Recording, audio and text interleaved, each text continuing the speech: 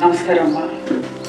ఎందరో తల్లులు ఎంతో త్యాగం చేసి మీరందరూ కూడా ఈ సన్నిధిలో ప్రశాంతంగా జీవించాలని అనుకుంటున్నాను. సరే అమ్మా, మీ అందరికీ మనసారా ధన్యవాదాలు తెలుపుకుంటున్నాను. ఎంతో త్యాగం చేసి ఉంటారు మీరందరూ. ఈ స్థాయికి వచ్చినారంటే, ఈ స్థానంలో ఉన్నారంటే ఎన్నో కష్టాలు పడి ఉంటారు. మీ బిడ్డల కోసము ఎప్పుడు కూడా ప్రశాంతంగా నిద్రపోని రోజులు ఉంటుండొచ్చు.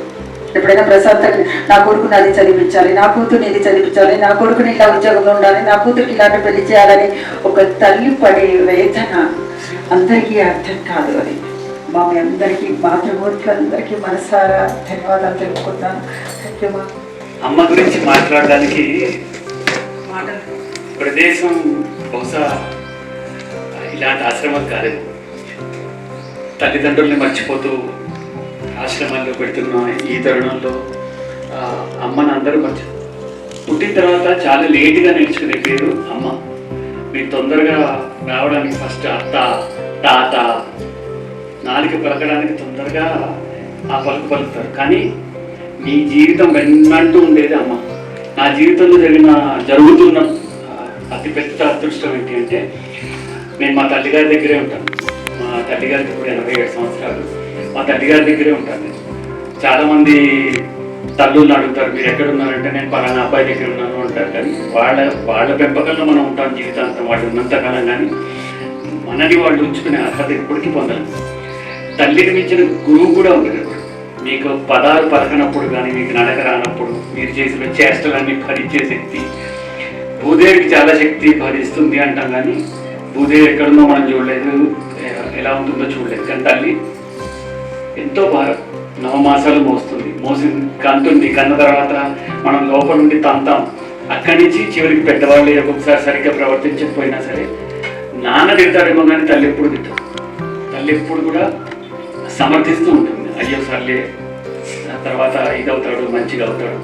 నాన్నకన్నా తల్లి ఎక్కువ ఆనందపడుతుంది. ప్రతి చిన్న విషయానికి ఆనందపడుతుంది.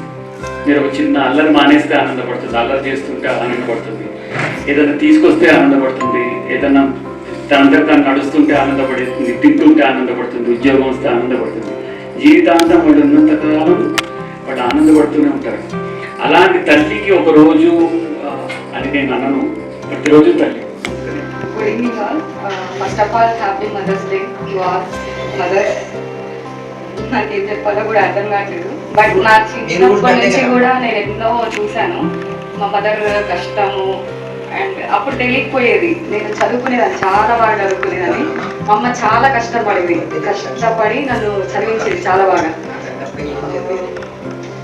కానీ నాకు అప్పుడు తెలియకపోయేది. వన్స్ నేను మ్యారేజ్ అయిపోయిన తర్వాత నాకు ఆ ప్రేమ అనేది నాకు అర్థమైంది అనమాట. ఎట్లా అంటే అప్పుడు ఏది తెచ్చిపెట్టుకున్నా ఓకే, ఏం లేదులే, మా అమ్మ చూసుకుంటుంది అన్నట్టుగా వెళ్ళిపోయేదాన్ని. బట్ ఇప్పుడు నాకు ఆ ప్రేమ అవన్నీ దూరం అయ్యేసరికి అసలు ఏంటి లైఫ్, అమ్మ ప్రేమ ఇట్లా ఉంటుందా అన్నట్టు అనిపించేది. సో నేను ఒకసారి మాతృమూర్తిగా మీన్స్ నాకు ఒక పాప పుట్టినాక అర్థమైంది ఆ ప్రేమ ఏంటనేది. నేను నా పాపకు చెప్పే విధానంలో నేను చాలా స్ట్రగుల్స్ ఎదుర్కొన్నాను. అప్పుడు అనిపించేది మా అమ్మ ఇట్లా నాకు చెప్పి బాధపడేదా. సరే మమ్మీ, నేను చాలాసార్లు ఎన్నో అనుకున్నా, నువ్వు ఎన్ని అన్నా సరే నేను లైట్ తీసుకునేదాన్ని. కానీ అది ఏంటంటే నాకు ఒకసారి అనుభవం అయినాక అర్థమైంది. నాకు మాటలు కూడా రావట్లేదు. So happy Mother's Day mummy, I love you. భార్య అయినా తల్లి అయినా అర్థం చేసుకుంటే ప్రేమ చూపించడంలో ఇద్దరు సమానమే. శ్రీమూర్తులు వాడు, అందుకని శ్రీమూర్తి పట్ల గౌరవించాలి. నాకైతే గౌరవ భావం ఉంది, మనసు నిండా అనుభవం మనవి చేస్తున్నాను.